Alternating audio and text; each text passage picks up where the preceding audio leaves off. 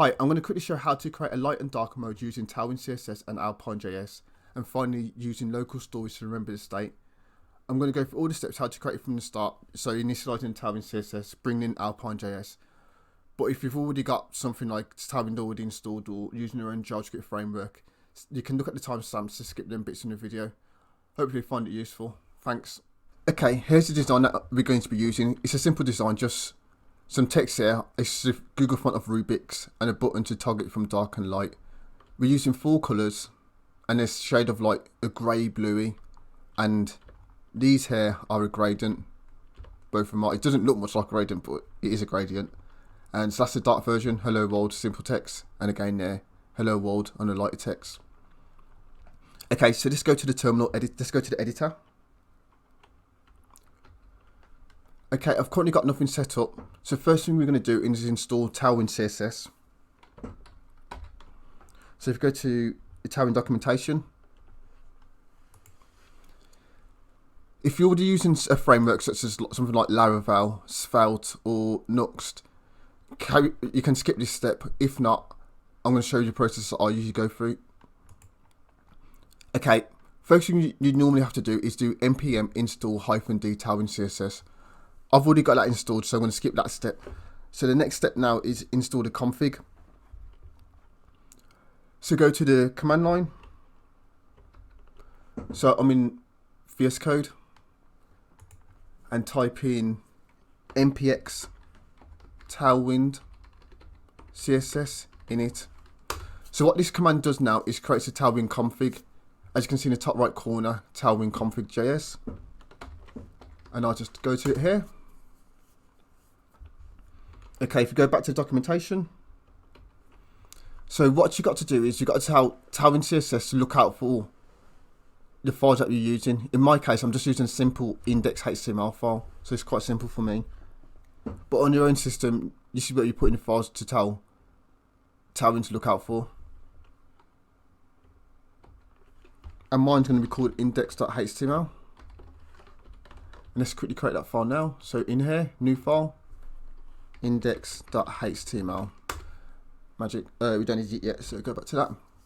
Okay. We're also using colours, which was in the design earlier.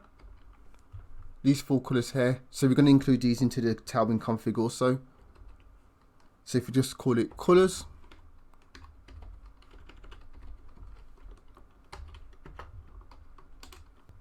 I use a plugin to export the colours.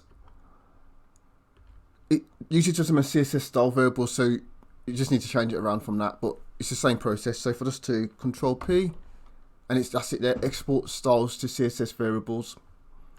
If you click that, so it gives you what colour style, so you can have it as hex, HSLA and RGBA. I'm using hex, not worried about font sizes nor effects.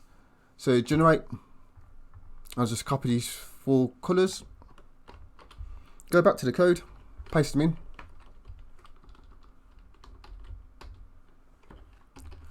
and now put them in the correct format, so like that. That should be a comma,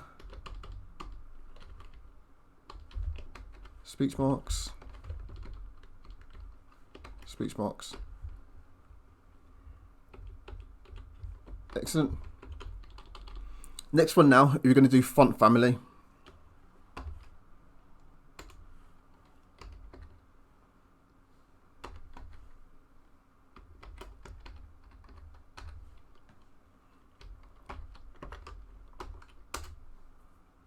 And the font we're using is Rubik's. So before we install that, let's just quickly put some boilerplate into our index.html file. So if we go to HTML,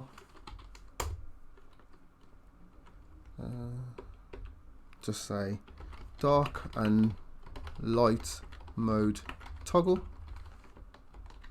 and we link to the CSS whilst we're doing it as well. So link CSS, and ours is called main.css. And let's go to Google Fonts now and get the font. So Google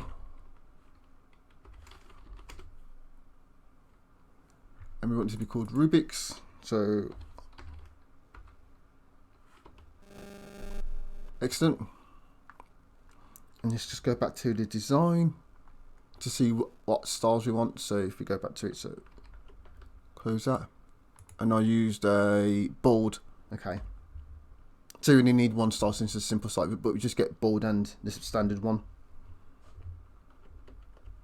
So medium, and we want bold. Bold. Magic. Copy that.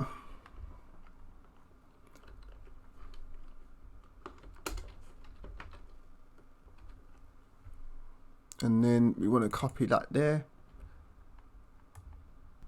And now we're going to go back to the editor and paste that in. So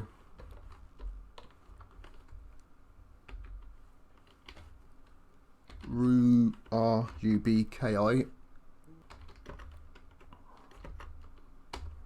Paste that in there. And just wrap it in the single quotes. Put a comma on that. And there's our config. You're going to need to come back to this later on, but let's just start us off. And in the indexation, if I just put a body of it, class, so you can make sure it's picking it up. BG, say black for now.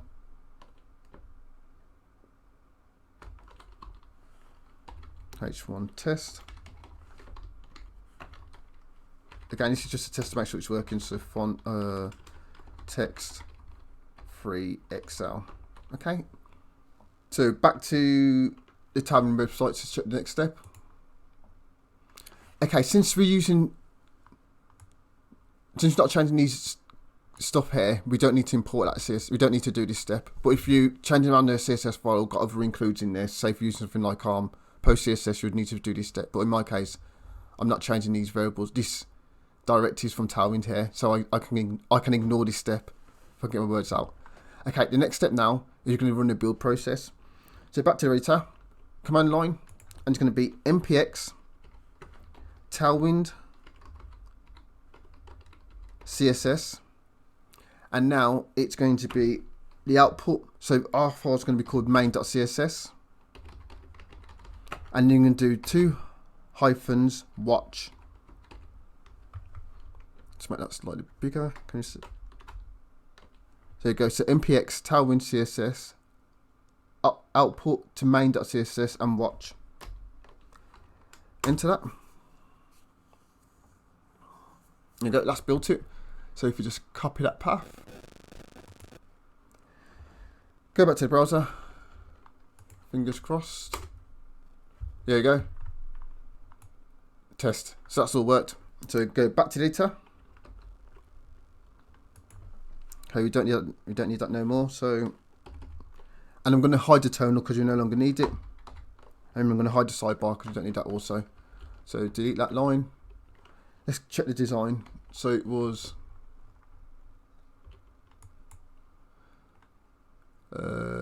hello world. Okay. Back to the editor. Okay, so the first thing we're going to do is put a H1 in. I'm just going to say hello world.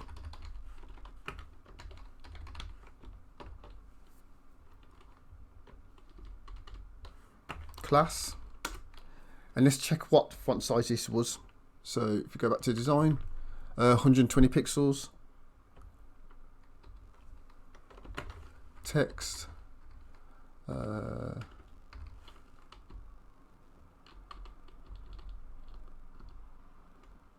That would do 128 pixels. And the colour of the text was gunmetal 700.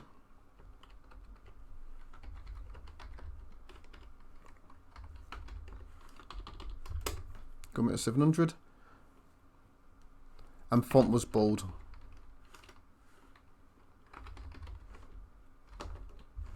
And just remove that background off this one here.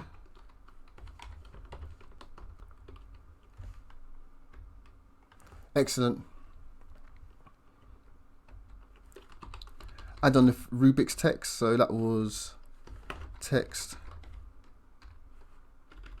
Sorry, it's font. Font Rubik's.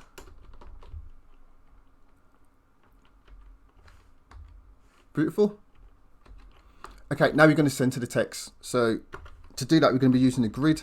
So class, grid, Place, content, center. See how that looks. Excellent. Okay, so why is it not center in the middle is because it centers it horizontally, but to get it to go vertically, we need to give it a height. So I'm going to use the full height of the screen. If we go back to the code, so if I do H screen, I think it is.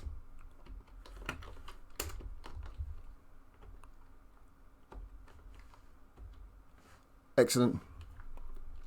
There we go. Okay, now we're going to put on the gradient background. So let's quickly do that now.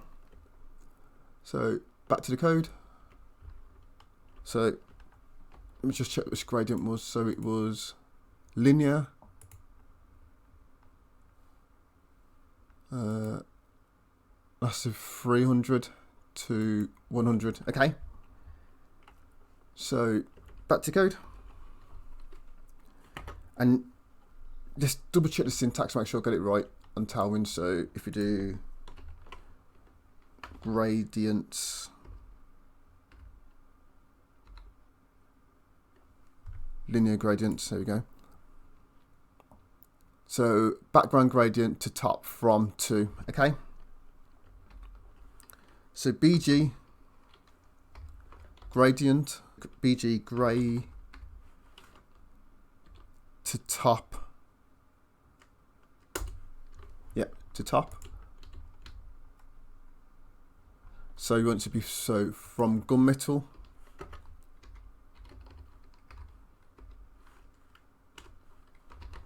(300) to gun metal 100. And I think that should be it. Yes, as you can see, it's slightly changed. Just double check that. I should show the dark gradient, think about it, but yep, so that's saying FF up here, and that's changing. Yep, so that's definitely getting lighter and darker. Okay, so that's the light mode done now. So now, what we're going to do now is go back to the design, and now we're going to add in these buttons. So we're going to add in the moon sort of button. So I usually get my icons from Herocons. So if we just get moon, copy as SVG to the code. Okay, so we're going to do div. You want it to be right at the top, so we can do absolute.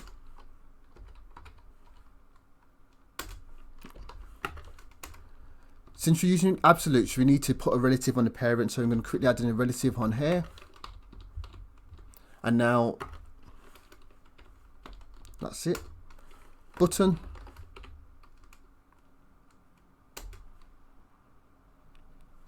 For accessibility, we're going to type in what it's called, so class SR only. And it's going to be toggle dark mode. Paste it in.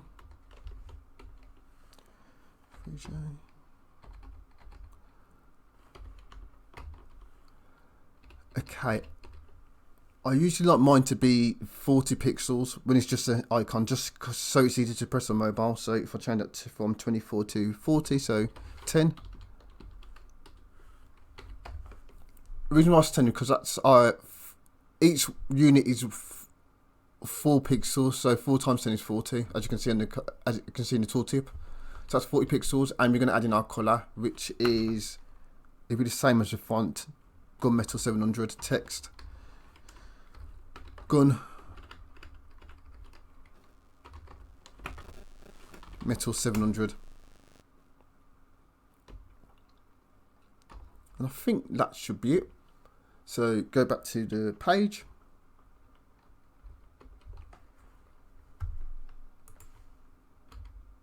Okay, as you can see, it's completely wrong. It's in the top left, you want it to be in the top right. So straightforward to fix. So go back to the code. So So let's say top of 4 and right of 48. That would do.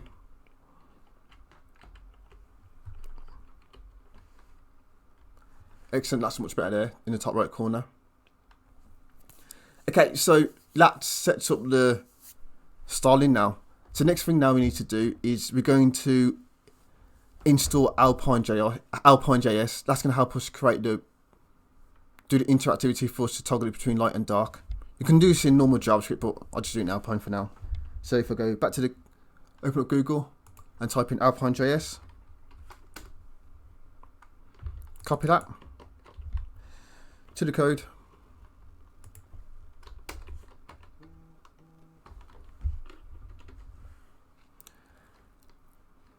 and scroll down to the body. So first thing we need to do, initialize the AlpineJS. So on the body we're just going to do x-init, so that will initialize Alpine, otherwise it won't work. So let's create a function which will toggle the light and dark mode. So go to the bottom page,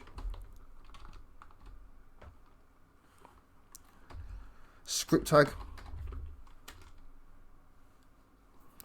and we're going to do function light, no, we're doing dark mode, so it will be dark mode,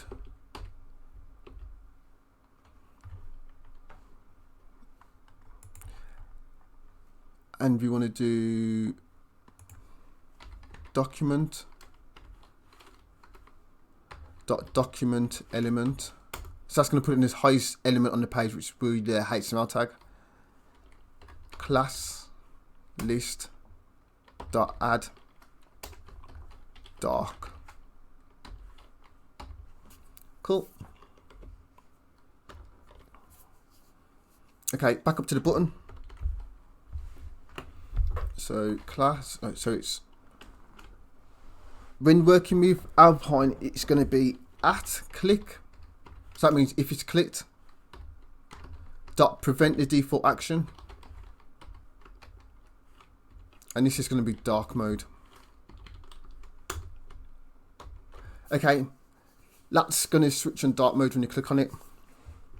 So go back to the page. This won't work yet because there's a bit more we need to do, but just show you. And as you can see, it's in here. Just show you, see, nothing's happening at the moment. So the next bit now we need to do is adding in the turning on dark mode in TailwindCss. So go back to the code. So if you go up to the top, so if you go to the Tailwind website and just search for dark mode, we're going to be using the class approach, so if you just copy that. So into the Tailwind config, you need to add in this line at the top. So go back to the Tailwind config.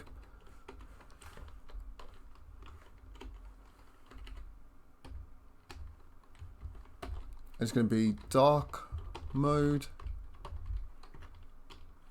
class. Back to the browser.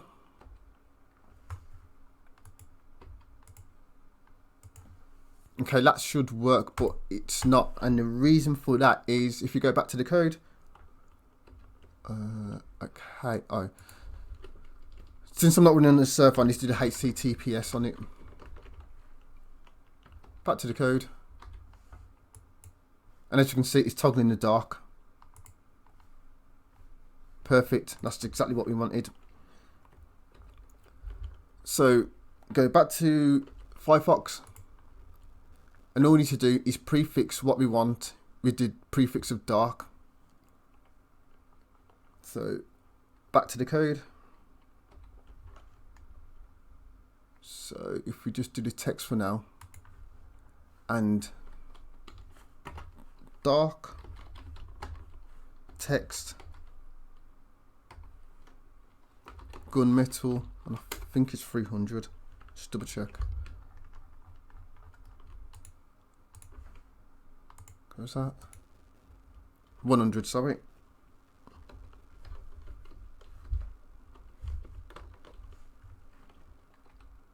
to the browser.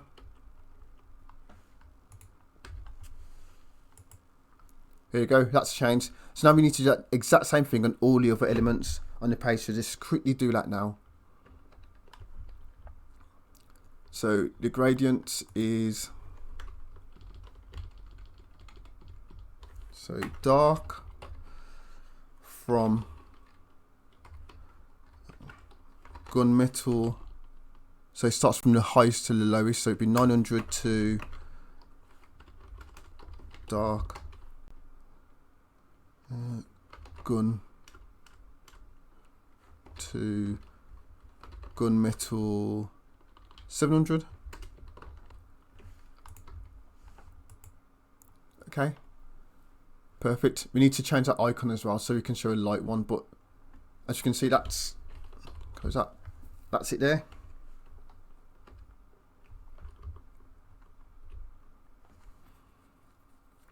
So let's do this button. So class, we want to hide this one when it's on dark mode, so dark, hidden. And now we're going to do another button for when it's on light mode. So if you go to button,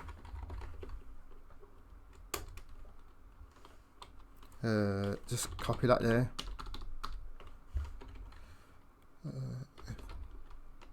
Toggle light mode. And let's copy an icon from HeroCon. I'm going to call it sun.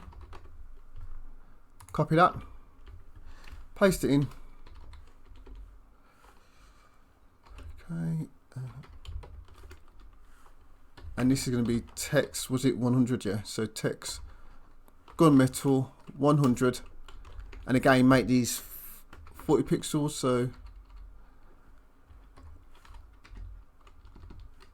40. Okay. Back to the page.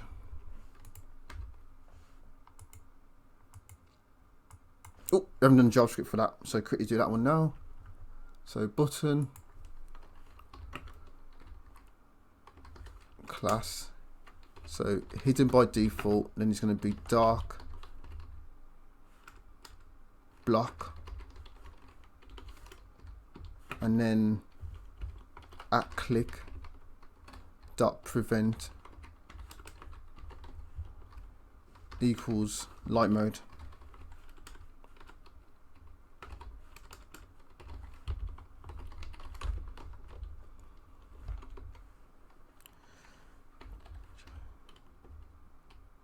And just copy these 3 lines.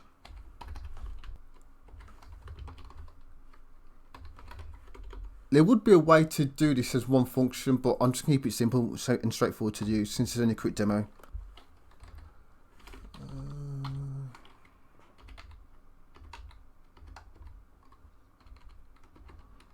And actually that's okay. What we're going to do is remove dark instead. Remove dark. Okay, hopefully that works, fingers crossed.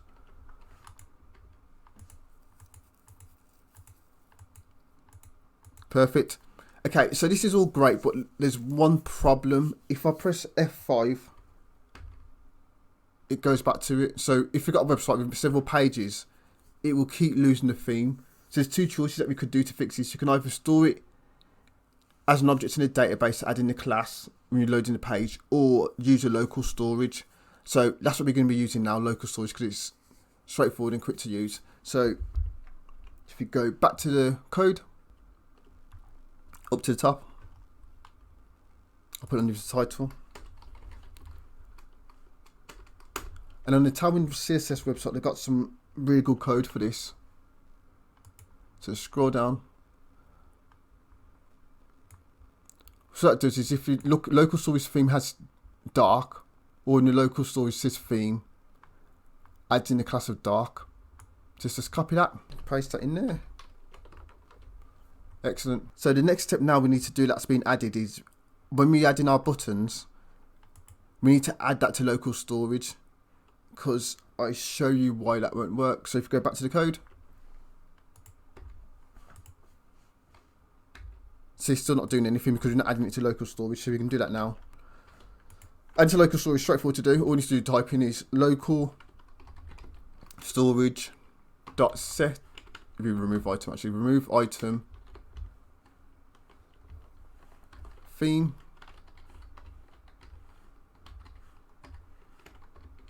and the one down there,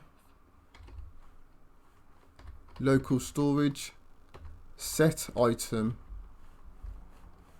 theme dark.